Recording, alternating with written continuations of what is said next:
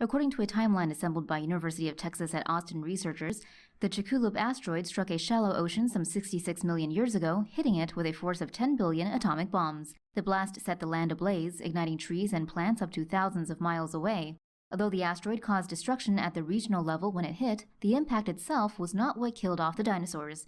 Instead, scientists say sulfur-bearing rocks were vaporized at the site, releasing an estimated 325 million metric tons of sulfur into the atmosphere, where it reflected sunlight away from the planet and caused global cooling. Researchers believe the global climate change that followed was responsible for the mass extinction of the dinosaurs. Global cooling disrupted photosynthesis, which killed the plants and caused the food chain to collapse. Now, a new study published in Nature Communications has found evidence that another event may have contributed to the extinction.